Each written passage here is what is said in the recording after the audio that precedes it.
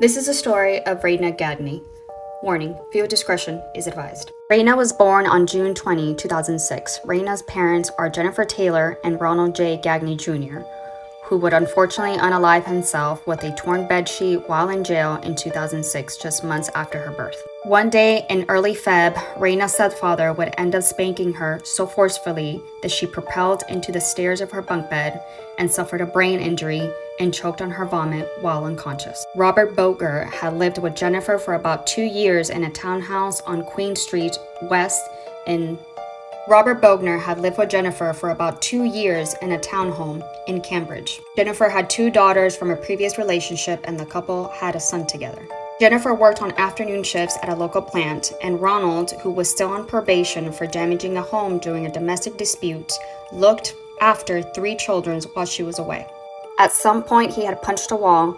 Another time, Rayna peed in her PJs and she was slapped so hard in the face that it left a handprint-shaped bruise. Robert is 6'2" and almost 250 pounds. He also admitted to spanking her twice for not listening after still being awake. The second spanking, which left a large handprint bruise across both her butt cheeks, came while Rayna was bent over with her pants down to her knees. The blow sent her forward and hit her head on the wooden steps of her bunk bed. Then she likely fell backwards and hit her head on the floor. Knocked unconscious, Rayna vomited while on her back, court heard. She choked on the vomit and her heart stopped, causing fatal brain swelling. She had been without vital signs for some time before Robert called 911 to report that the child had fallen and couldn't get up. He told the reporter that he had no idea what had happened, but suggested that she might have fallen out of her bunk bed. She's got a bruise on the side of her head, Robert said, sounding calm in the recorded 911 call. It looks like she was hit pretty hard. Rayna was resuscitated and transferred to Hamilton Hospital, but passed away a few days later after being taken off life support on February 6, 2020.